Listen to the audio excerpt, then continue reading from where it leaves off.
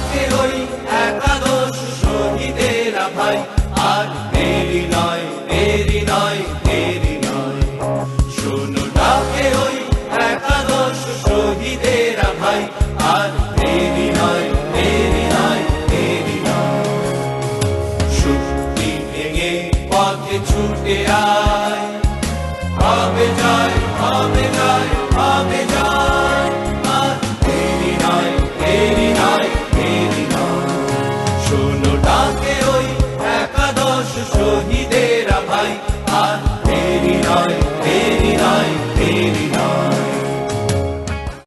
10টি ভাই চম্পা আর একটি পারুল বোন, কলজে ছিঁড়ে লিখেছিল এই যে ঈশান কোন, কোন ভাষাতে হাসে কাঁদে কান পেতে তা শোন। শুনলি না তো এবার এসে কুচক্রীদের ছা, 30 লাখের কণ্ঠভেদী আওয়াজ শুনে যা। বাংলা আমার মাতৃভাষা, ঈশান বাংলা মা। নমস্কার, আমি সুজাতা চৌধুরী। সাহিত্য সংস্কৃতি অনুষ্ঠানে আপনাদের সকলকে স্বাগত জানাই। আজকে স্টুডিওয় আমার সঙ্গে উপস্থিত রয়েছেন কবি এবং অধ্যাপক শ্রী তীর্থঙ্কর দাস পুরকায়স্থ এবং কবি, লেখক ও সম্পাদক শ্রী শান্তনু গঙ্গা দিদি। নমস্কার। আমরা আজকের অনুষ্ঠানে 19শে মে ভাষা শহীদ এবং বরাক উপত্যকার সাহিত্য এই নিয়ে আলোচনা করব। মে মাস রবীন্দ্রনাথের মাস, মে মাস নজরুলের মাস, মে মাস ভাষার মাস। 1961 সালের 19শে মে বরাক উপত্যকায় মাতৃভাষার অধিকার রক্ষার দাবিতে আত্মাহুতি দিয়েছিলেন 11 জন তরুণ তরুণী। তাদের প্রতি শ্রদ্ধা জানাবো আমরা আজকের অনুষ্ঠানে। মাতৃভাষার কিছু কথা, মাতৃভাষার অধিকার, উত্তরাধিকার, এইসব কথা আমাদের আলোচনায় উঠে আসবে এবং আমরা বরাক উপত্যকার সাহিত্য এই নিয়েও আলোচনা করব। 19শে মের ভাষা আন্দোলনে যারা শহীদ হয়েছিলেন তাদের নামগুলো আমরা একবার বলে নিচ্ছি। কমলা ভট্টাচার্য, কানাইলাল নিয়োগী, সুনীল সরকার, সুকোমল পুরকায়স্থ, হিতেশ বিশ্বাস, তরণী দেবনাথ, শচীন্দ্র পাল, চণ্ডীচরণ সূত্রধর, কুমুদ রঞ্জন দাস, সত্যেন্দ্র দেব, বীরেন্দ্র সূত্রধর। এর মধ্যে কমলা ভট্টাচার্য হচ্ছেন প্রথম মহিলা ভাষা শহীদ। আমরা তাহলে আলোচনায় যাই। এখানে রয়েছেন শান্তনুদা। শান্তনুদা, আপনি তো 19শে মে নামে একটি পত্রিকা সম্পাদনা করেন, যেটি বছরে একবারই প্রকাশিত হয় 19শে মে তারিখে। এই ভাষা আন্দোলন যেটি 1961-তে সংগঠিত হয়েছিল, তার প্রেক্ষিতটা এবং সেই দিনের বিবরণটা যদি একটু আমাদের সংক্ষেপে বলেন। এটা ধন্যবাদ। এই যে 19-এর ঘটনা কেন ঘটলো সেটা নিয়ে বলতে গেলে আমাদের ইতিহাসের পাতা উল্টাতে হবে। মানে কি করে আসামের, আজকে যেটা আসাম সেটার অংশ এবং পরবর্তীতে যে বড় আসাম হয়েছিল সেটাকে কিভাবে ব্রিটিশরা ইয়ান্ডাবু চুক্তির মাধ্যমে বেঙ্গল প্রেসিডেন্সিতে ঢুকিয়েছিল। তার আগে 1824 সালে বদরপুর চুক্তির মাধ্যমে ডিমাসা রাজ্যকে ঢোকানো হয়েছিল বেঙ্গল প্রেসিডেন্সিতে। তারপরে ছলে বলে তার 2 বছর বাদে ছলে বলে কৌশলে ইয়ান্ডাবু চুক্তি করে আহোম রাজ্যকে বেঙ্গল প্রেসিডেন্সিতে ঢোকানো হয়েছিল। কিছুদিন বেঙ্গল প্রেসিডেন্সিতে থাকার পরে প্রশাসনিক কারণে ব্রিটিশ রাজ তারা ভাবলো যে এত বড় প্রেসিডেন্সিকে অনেকগুলো ভাগ করতে হবে, তো সেটার মধ্যে আসাম একটা প্রদেশ গঠন, প্রভিন্স বলা হতো, এখন যেটাকে রাজ্য বলি তখন প্রভিন্স বলা হতো। সেই আসাম প্রভিন্স গঠনের সময় ইয়ান্ডাবু চুক্তির মাধ্যমে যত আহোম রাজাদের কাছ থেকে যতটা মানে ভূখণ্ড পেয়েছিল তার থেকে অনেক বড় ভূখণ্ড নিয়ে একটা আসাম প্রদেশ গঠিত হয়েছিল। তার মধ্যে ৭৬ জেলা বাংলা থেকে কেটে ওখানে ঢোকানো হয়েছিল, আরও কিছু কিছু অঞ্চল বাংলার অঞ্চল ঢোকানো হয়েছিল, এবং পার্বত্য অনেকটাই স্বশাসিত অঞ্চলগুলো খাসি, মিজো, গারো, জয়ন্তিয়া ইত্যাদি অঞ্চলগুলো আসাম রাজ্যে ঢোকানো হয়েছিল। পরবর্তীতে আমরা স্বাধীন ভারতে আমরা একটা সংবিধানও পাই। সেই সংবিধানে কিন্তু আমাদের প্রত্যেকটা শিশুর মাতৃভাষার অধিকার রক্ষা করার কথা বলা আছে। কিন্তু দুঃখজনকভাবে দেখা গেল এই বহুভাষিক একটা রাজ্যে, যেটাই অনেক রকম ভাষাভাষী, একটা মিনি ইন্ডিয়া বলা যায়, একটা ক্ষুদ্র ভারতের মতো অনেক জাতি জনজাতিরা আসাম, যে আজকের আসাম না, আজকের থেকে মানে ৭০-এর আগের আসাম যদি দেখা যায়, বিশাল বড় একটা আসাম।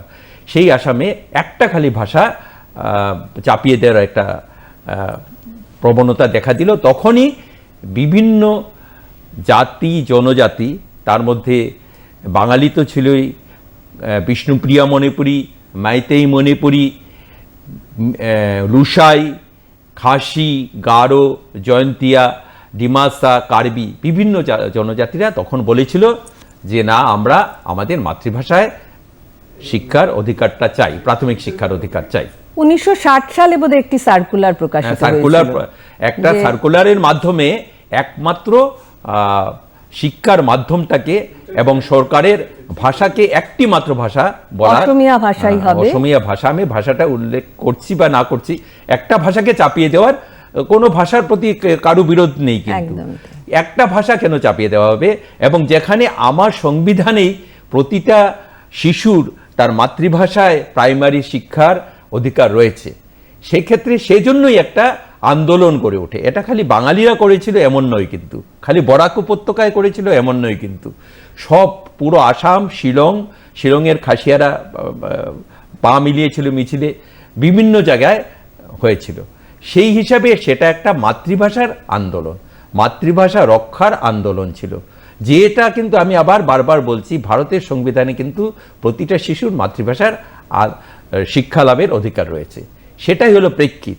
তারপরে একটা দুঃখজনক ঘটনা ঘটে, যারা তখন সরকারে ছিল, সরকার মানেনি, সেই মানতে গিয়ে গুলি চলে, এবং সেই গুলিতে 61 সালে গুলি চালনায় প্রথম দিন 9 জনের মৃতদেহ পাওয়া গেছিল, পরে আরো 2 জন, মানে সব মিলিয়ে সর্বমোট 11 শহীদ আমরা আত্মদান করেছিল সেদিন। তারপরেও আরো বিভিন্ন শতকে কেন যে এই মানে বারবার একটা অনভিপ্রেত ঘটনাগুলো ঘটে যাচ্ছে, বারবার এই ভাষা চাপানোর, ভাষা আধিপত্যবাদের বিরুদ্ধেই এই আন্দোলনটা চলছে, এখনো কেন চলছে সেটা একটা আশ্চর্য। পরে যারা শহীদ হয়েছিলেন আমার মনে হয় তাদের নামগুলো যদি দাদা একবার বলে দেন। বিজন চক্রবর্তী, তারপরে আছে যিশু, জগন, ওরা মারা গেছে। তারপরে বিষ্ণুপ্রিয়া, এমনকি এই যে বলছি এটা বহুভাষিক চরিত্র আছে, বিষ্ণুপ্রিয়া মণিপুরীদের, ওরা নিজেদের ভাষার দাবিতে আন্দোলন করেছিল, সেখানেও সুদেষ্ণা সিংহ মারা গেছিল কলকলি ঘাটে গুলি চালনায়। সুতরাং এটা আসলে একটা 19-এর যে আন্দোলন, সেটাকে আমি বলবো ভাষা গণতন্ত্রের পক্ষে আন্দোলন, খালি বাংলা ভাষার আন্দোলন না। ভাষা, প্রতিটা ভাষাভাষী, ভারতবর্ষে একটা বহুভাষিক দেশ, সেই ভাষায়। এবং আরেকটা বড় কথা, আমরা যতই মানে আমরা জানি স্বাধীনতার পরবর্তীতে ভাষিক হিসেবে লিঙ্গুইস্টিক স্টেট তৈরি হয়েছিল। তো লিঙ্গুইস্টিক স্টেট তৈরিতে সেই তামিলনাড়ুর কথা জানি, বৃহৎ অন্ধ্র আন্দোলনের কথা জানি, কংগ্রেস, কমিউনিস্ট সব দলই সেই আন্দোলনে অংশ নিয়েছিল এবং ভাষাভিত্তিক রাজ্য গঠিত হয়েছিল।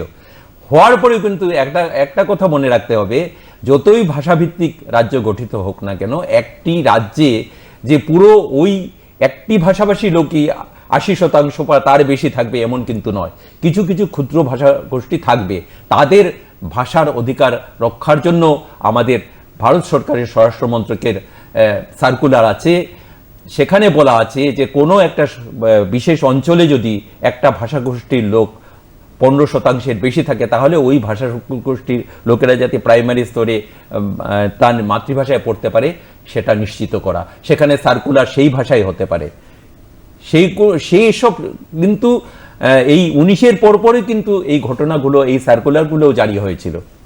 এবং এই ত্রিভাষা সূত্র যেটা আমরা জানি, ত্রিভাষা সূত্র জারি হয়েছিল, সেটাও কিন্তু 19-এর ঘটনার প্রেক্ষিতে হয়েছিল। 19-এর ঘটনার প্রেক্ষিতেই হয়েছিল যে আমরা কটা ভাষা শিখব। যদিও অনেক ক্ষেত্রে ত্রিভাষা সূত্র যে খুব ফলপ্রসূ হয়েছে সেটা সব ক্ষেত্রে হয়নি, অনেকের অনেক দ্বিমত আছে, কিন্তু 19-এর জন্যই কিন্তু ত্রিভাষা সূত্রটা এসেছিল। মানে মোট কথা আমি বলতে চাইছি যে বরাকের যারা শহীদ হয়েছিল তারা শুধু বাংলা ভাষার জন্য না, এবং বিষ্ণুপ্রিয়া মণিপুরীও একজন মাতৃভাষার অধিকারের জন্য লড়াইটা ছিল। এবার একটু তীর্থঙ্করদার কাছে যাই। তীর্থঙ্করদা, আপনি তো কবি এবং অধ্যাপক, আপনার এই বরাক উপত্যকায় 19শে মের আন্দোলনের পরে, আগেও অবশ্যই শিলচর তো এমনিতেই কবির শহর, অনেক কবিতা লেখা হতো। তো আপনার কি মনে হয় 19শে মের আন্দোলনের সঙ্গে কবিতা এবং কবিতা আন্দোলনের কি সম্পর্ক আছে? আচ্ছা, এটা খুব ভালো প্রশ্ন। তবে একটা জিনিস আমাদের বুঝতে হবে যে কবিতা এটি একটি ভাষাকে ভালোবাসার একটি প্রকাশ। সুতরাং ভাষা আন্দোলনকে আমরা যদি একটা রাজনৈতিক আন্দোলন বলি, তাহলে আমি বলবো যে কবিতা আন্দোলন যেটা গড়ে উঠেছিল, যেটাকে আমরা সাধারণত বরাক উপত্যকার কাব্য আন্দোলন বলে অভ্যস্ত, আমরা বলতে পারি সে কাব্য আন্দোলন হচ্ছে সেই ভাষা আন্দোলনের একটি সাংস্কৃতিক প্রকাশ। সুতরাং এখানে যে আন্দোলনটা হয়, বরাক উপত্যকার কবিতার যে আন্দোলন যাকে আমরা বলি, সেই আন্দোলনে দেখবেন যে তখন যে কবিতা লেখা হয়েছে তখন কিন্তু সেখানে 19শে মের উল্লেখ প্রায় নেই, এবং সেখানে তারা বাংলা কবিতাকে নতুন মোড় দিচ্ছেন বরাক উপত্যকায়। এবং আরেকটি কথা আমি এই প্রসঙ্গে বলতে চাই যে আজকের দিনে আমরা খুব দুঃখের সাথে লক্ষ্য করি যে পশ্চিমবঙ্গের লোকেরা ততটা বরাক উপত্যকার খবর রাখেন না, বরাক উপত্যকার কাব্য আন্দোলনের খবর রাখেন না, বা কবিতা লেখালেখি হচ্ছে তার হয়তো সবার কথা বলছি না, অনেকেই রাখেন না। কিন্তু যেটা খুব বিশেষভাবে লক্ষণীয়, সেই সময়ে যে কাব্য আন্দোলনটা হয়েছিল তা সেই আন্দোলনের দিকে হাত বাড়িয়ে দিয়েছিলেন সুনীল গঙ্গোপাধ্যায়, শক্তি চট্টোপাধ্যায়ের মতো কবিরা। তা আমি এই সম্বন্ধে এই সম্পর্কে এই প্রসঙ্গে বলতে গিয়ে আমি কয়েকটি সনের উল্লেখ করব। আমি প্রথমেই বলেছি যে সরাসরি ভাষা আন্দোলনের সঙ্গে যুক্ত নয়, কিন্তু যে আবেগ ভাষা আন্দোলনকে চালিত করেছে সেই আবেগ আরেকটি ভিন্ন খাতে প্রবাহিত হয়ে কবিতা আন্দোলনকে চালিত করেছে। কাজেই আমি যদি দেখি 1961 সালের ভাষা আন্দোলন হয়েছে, তার ঠিক 2 বছর বাদে 1963 সালে অতন্দ্র পত্রিকা বেরোয়।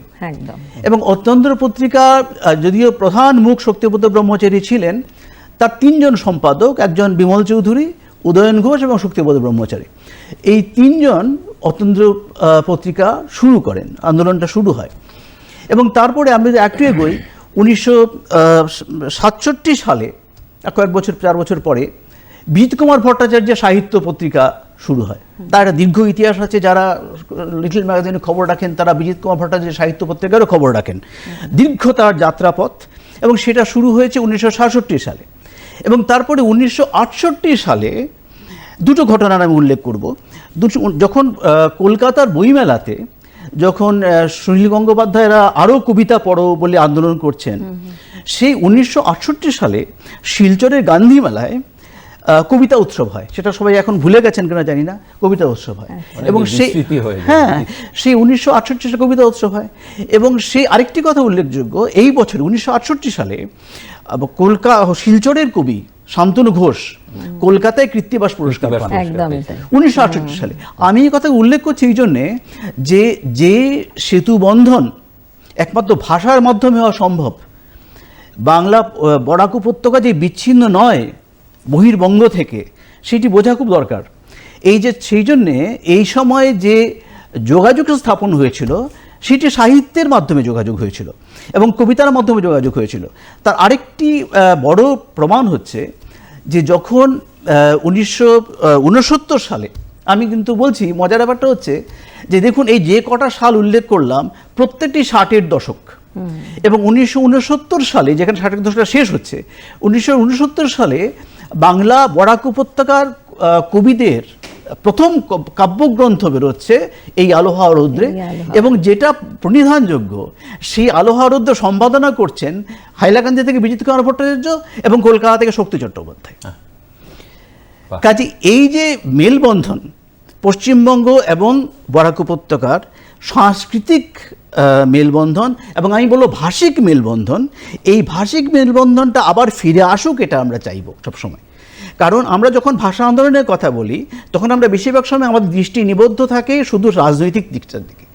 সেখানে নিশ্চয়ই কিন্তু সেই রাজনীতি যারা প্রাণ দিয়েছিলেন তারা শুধু রাজনৈতিক প্রেরণা দিয়ে প্রাণ দেননি, তারা কিন্তু ভাষাকে ভালোবেসে প্রাণ দিয়েছিলেন, এই কথাটা আমাদের মনে রাখতে হবে। সুতরাং তারা নিজেরা কবি হন বা না হন, কিন্তু তারা যে বাংলা ভাষাকে ভালোবেসেছিলেন সেই কথাটা আমাদের মনে রাখতে হবে। সুতরাং আজকে যারা বাংলা ভাষার চর্চা করছেন, বাংলা কবিতার চর্চা করছেন, তিনি আজকে বরাক উপত্যকায় করুন, দক্ষিণবঙ্গে করুন, তিনি পশ্চিমবঙ্গে করুন, ভারতবর্ষের যে কোনো প্রান্তে করুন, পৃথিবীর যে কোনো প্রান্তে করুন, তাদের এটা জানা দরকার যে আন্দোলন, ভাষার জন্য যে আন্দোলন, যেটা আমাদের একটু আগে শান্তনুবাবু বললেন যে ভাষা আন্দোলন, এটা আমাদের অধিকার, মৌলিক অধিকার। সুতরাং এখানে আমাদের অস্তিত্বের সংকট, এখানে ভাষা যদি আমাদের মুখ থেকে কেড়ে নেওয়া হয় সেটা আমাদের অস্তিত্বের সংকট হিসেবে দেখা দেয়। সুতরাং সেখানে তারা সেই উপলব্ধিটা তখন ছিল, যে জন্যে পশ্চিমবঙ্গের কবিরা, প্রধান কবিদের কথা আমি যে উল্লেখ করলাম দুজনের নাম, তারা দুজন প্রধান কবি, সুনীল গঙ্গোপাধ্যায়, শক্তি চট্টোপাধ্যায়, তারা যেতেন, হ্যাঁ তারা যেতেন। এবং আমরা জানি শঙ্খ ঘোষের কথাও জানি, শঙ্খ ঘোষের সেই হ্যাঁ শিলচর কবিলে কবিতা আছে, দুধ পাতিল বলে কবিতা আছে। তারা কেউ কিন্তু পশ্চিমবঙ্গ বাংলা থেকে বরাক উপত্যকাতে মুখ ফিরিয়ে রাখেননি।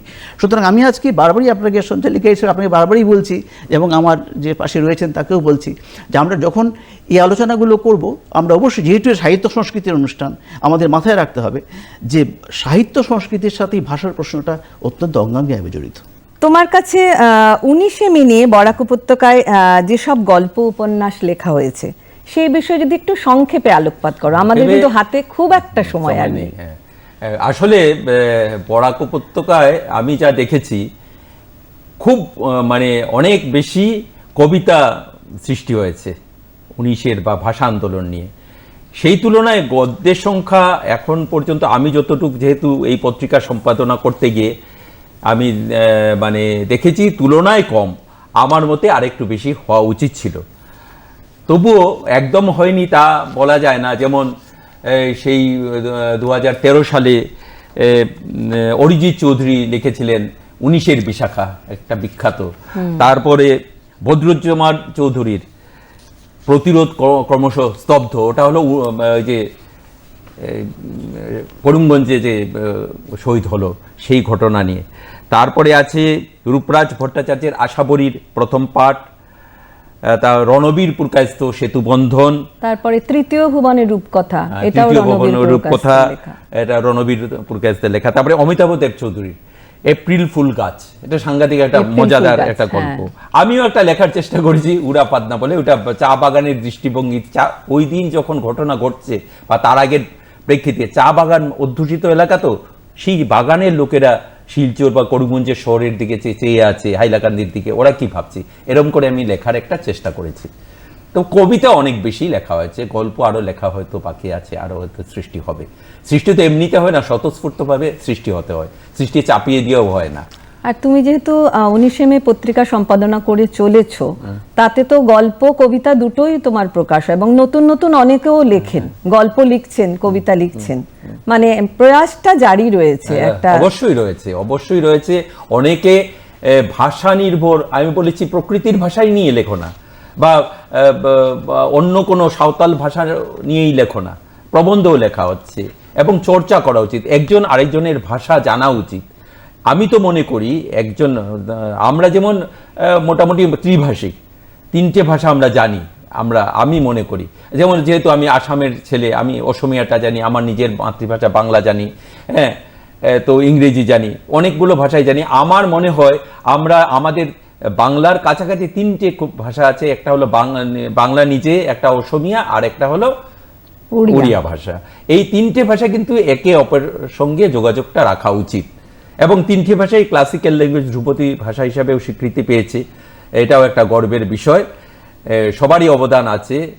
এই ধ্রুপদী ভাষা পাওয়ার পেছনে আসামেরও অবদান আছে, বাংলারও অবদান আছে, সবাই মিলেই আমরা পেয়েছি। কিন্তু তীর্থঙ্কর দা, অনেক কবিতা তো লেখা হয়েছে, আর আপনি নিজে কবিতার মানুষ। দু একটা কবিতা আপনার মুখে শুনি, একটু পাঠ করুন। না, ব্যাপারটা হচ্ছে যে এই শান্তনু আমাদের সঙ্গে আছে। শান্তনু 19শে মে পত্রিকা করে, এবং সেই সময় শান্তনুর তাগাদায় অনেকে কবিতা লেখেন, এবং তাতে সব কবিতা যে সব ভালো মানের হয় তা নয়। আবেগটা তো নিশ্চয়ই গুরুত্বপূর্ণ ব্যাপার, কিন্তু সেখানে অনেক সময় হয় যে শৈল্পিক গুণাগুণ বিচার করতে হয় কবিতার। সেই জন্য আমরা 19শে মের সব কবিতাই যে ভালো কবিতা তা বলছি না, কিন্তু 19শে মে নিয়ে যে প্রচুর কবিতা লেখা হয় তার মধ্যে বাঙালির বরাক উপত্যকা বাঙালিদের আবেগ জড়িত, সেই কথাটা গুরুত্বপূর্ণ। তাই বেশি কবিতা পড়ার সময় আজকে হবে না, আমি কয়েকটা আমি কিছু অংশ পড়ছি আর কি, সব পুরো কবিতা পড়ার সময় হবে না, যে প্রধান কবিদের মধ্যে আমি প্রধান কবি। যেহেতু আপনি আগে শক্তিপদ ব্রহ্মচারী এটি গুরুত্বপূর্ণ কবিতা পড়ে ফেলেছেন, আমি সেই জন্য শক্তিপদ ব্রহ্মচারী সব কবিতা পড়ছি না। আরেকজন বড় কবি ওখানকার ব্রজেন্দ্র কুমার সিংহ, তার একটি কবিতার আমি কয়েকটি লাইন পড়ছি, না তো পুরোটা আর সময় হবে না আমাদের। আচ্ছা, কবিতার নাম হচ্ছে মায়ের ভাষাও। আকাশে মেঘেরা নেই, গাছে গাছে পাখিরাও চুপ, এই বুঝি কে এসে তাদের গান নিয়ে যাবে ছিনিয়ে বারুদে। মাটিতেও বিষণ্ণ রোদ্দুর শুয়ে আছে, একাদশ প্রাণ এইমাত্র ঝরে যাবে রক্ত হয়ে আলোর শরীরে। আচ্ছা, তার পাশাপাশি এটা আমি একজন প্রতিনিধিমূলক কবি বরাক উপত্যকার, যেহেতু আমরা আমি যেহেতু দুই বাংলার কথা একসাথে বলছি, আমি পাশাপাশি একজন বিখ্যাত পশ্চিমবঙ্গের একজন কবির কিছু কবিতার লাইন পড়তে চাই, যিনি এই বাংলা 19শে মে কথাটা 19শে মের ঘটনাকে মাথায় রেখেই কবিতা লিখেছিলেন, এবং তার নাম পার্থপ্রতিম কাঞ্জিলাল। আজকে তিনি বেঁচে নেই। তার একটি কবিতার আমি কয়েকটা লাইন পড়ছি, সেখানে কিন্তু 19শে মের ব্যাপারটা রয়েছে। মানচিত্রে বাংলা ভাষা সবুজ দেখায়, স্কুল অ্যাটলাসে সোনা রং, কিন্তু তার বুকে থাকে যিশুর মতোই রক্তমণি। শিলচর রেলওয়ে স্টেশন চত্বর 1961-র 19শে মে, ওইটাই তাকে চির উপহার দিয়েছে। বাংলা ভাষা অন্য এক যিশু, যিশুর বুকের কথা, যিশুর সুখের কথা বুঝলে তবে বাংলা ভাষার কাছে যাওয়া যায়। কলকাতার পার্থপ্রতিম কাঞ্জিলালের কবিতা এটা। জয় গোস্বামী আরেকজন প্রধান কবি বাংলার, তিনিও শিলচরের কথা লিখেছেন এই 19শে মের কথাটা ভেবে। এইখানে ভস্মাধার ভাসানো হয়েছে একাদশ শহীদের, এই সে বরাক নদী ঘাট। আমি আসছি, ভাত বেড়ে রেখো, মাকে বলে ছুটে গিয়েছিল সপ্তদশী কমলা, ফেরেনি, গুলি সোজা লেগেছিল চোখে। এই সে স্টেশন, সেই শহীদ শহর শিলচর। 50 বছর দূরে চালানো গুলির শব্দ কানে এসে লাগে। বাংলায় আমার বাংলা রক্তক্ষরণে মরে যায়, এখানে আরেক বাংলা অর্ধেক শতাব্দী রাত জাগে। আর অনেক কবিতাই পড়া যায়, কিন্তু এখন তো সময় নেই। আমি শেষ করছি তীর্থঙ্কর দা আপনারই লেখা একটা কবিতা দিয়ে। এই কবিতাটা আমি পাঠ করি। ভাষা শহীদ। রক্তের কোনো ভাষা নেই, তবু ভাষায় রক্ত পড়ে। মুছেছে জীবন, ধুয়েছে জীবন অক্ষরে অক্ষরে। রক্তের কোনো ভাষা নেই, তবু ধমনীর কল্লোলে ভাষা ভেসে ওঠে, ভাষা ডুবে যায় যেন পবিত্র জলে। যে জলে তিলক পড়েছি কপালে, রক্তে এসেছে স্বর। ভাষাহীন ছিল, ভাষা দিল তাকে ঢাকা আর শিলচর। যে জলে তিলক পড়েছি কপালে, রক্তে এসেছে স্বর। ভাষাহীন ছিল, ভাষা দিল তাকে ঢাকা আর শিলচর। আপনাদের সকলকে আমাদের তরফ থেকে আন্তরিক ধন্যবাদ ও কৃতজ্ঞতা। সকলে ভালো থাকবেন। দর্শকদেরও জানাই আমাদের আন্তরিক শ্রদ্ধা ও নমস্কার। ডাকে ওই একাদশ শহীদেরা ভাই, আর দেরি নয়, দেরি নয়, দেরি নয়। শোনো ডাকে ওই একাদশ শহীদেরা ভাই, আর